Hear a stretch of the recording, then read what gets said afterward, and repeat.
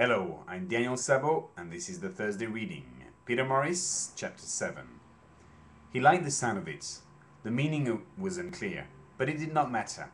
The reference to the umbrella was uncanny. It was such a perfect day. He was not sure he wanted to open the present. He sat on his armchair, reclined a little, turned the parcel in his fingers, looked at it in detail. The stamps were from a foreign country he did not recognize, as he had not collected stamps as a child.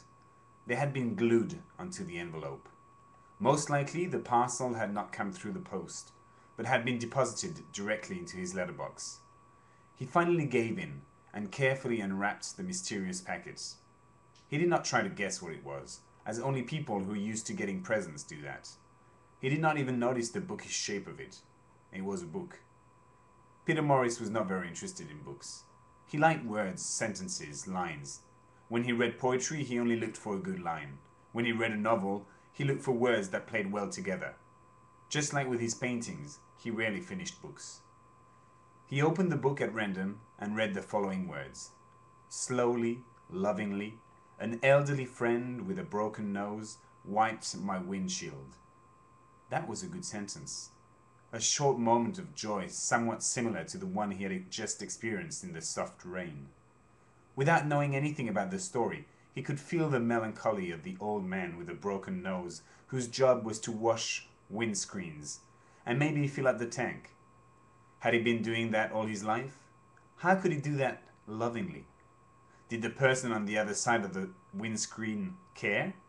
Was he really a friend? His gentle benefactor had left no name, except for accordion. There were not many people who knew him, and fewer who knew his address, and even fewer who would give him a book wrapped in brown paper with black words written on it, and with at least one beautiful sentence. He was moved. He had never considered himself unhappy or sad. He needed a certain level of sadness to paint, but it was never an excruciating pain. Now he felt happy, as when he had raced snails with his father on the wooden floor of their small house. He did not often think about his father. He had been a very calm, unassuming presence in his life. His father did not raise his voice, worked the same hours as every other father, and listened to Wagner and Bach in the mysterious little office which Peter was not allowed to enter. When his parents had died, he had postponed grieving for when he would understand death better. He realized that the day had never come, and he had never really mourned their death. There was no guilt in that realization. It was just a fact. He had been sad, of course. It had been a shock, but he had always been independent. It had only made him more so. He had moved in officially with his aunt, who had a bird head, not much hair, and lived in a small house with silence at her end of the street. But he had spent most of his time at his parents' house, which had not been sold straight away. He only had 1 year left at school, and then he would be an adult. His mother had never been a cordon bleu, so he had not missed her cooking, and had managed by himself. His parents had done a good job of bringing him up. They had not fought, they had not yelled at him excessively, had been neither too strict nor too loose. He did not miss their affection, once dead, as they had not given him much while alive. Not because they did not love him, but because they did not know how to. Yes, today he was happy. Happier than he had been for a long time. The bold and bright Zoldy was floating gently in his mind. The tiger was not too far behind. And then this book coming from nowhere. The joy of being alone was the ability to think about what one might do if he were with someone. He had never longed for a beautiful love story. He did not believe in Princess Charming, but despite his independence, he longed for friendship. He wanted Zoldy to become his friend, before he even thought about sex. Sex was just a word, a concept that he did not know much about, apart from what he had seen on TV. He knew it was supposed to be wonderful, but he was unable to think about it graphically. He saw kissing and holding hands as the pinnacle of tenderness, and that he thought would be quite nice. But he could do without it a little longer, if he had a friend. He settled in front of the first painting he had done the morning he had met Zoldy. The unknown ghost-like figure grabbed his imagination. He heard the figure talk.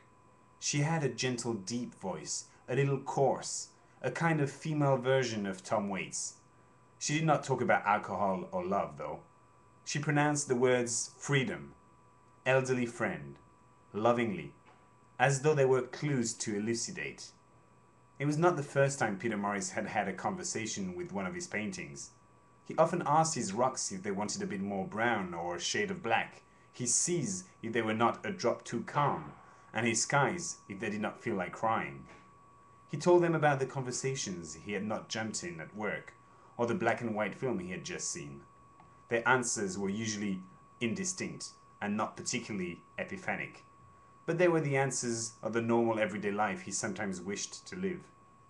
Now, Peter Morris was not stupid. He knew perfectly well why the figure was muttering these words. He almost felt like shutting the painting's mouth, throwing some black paint on the canvas, and ruining the landscape and its hovering figure. Maybe that was how Pollock had started, so angry with his painting, no longer able to bear its words, that he had waved his brushes vehemently towards the nagging voice. This voice was seductive, though.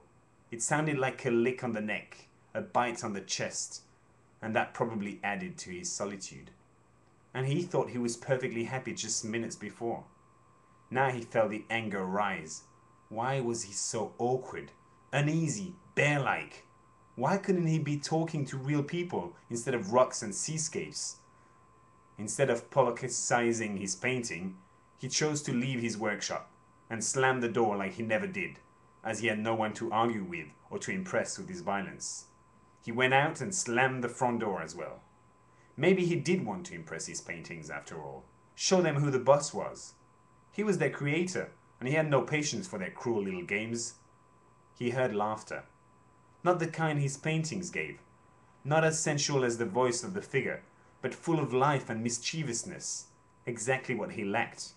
He knew that laughter. It was Zoldy, sitting in the tree in his front yard. And this is it for this week. See you next week for Chapter 8.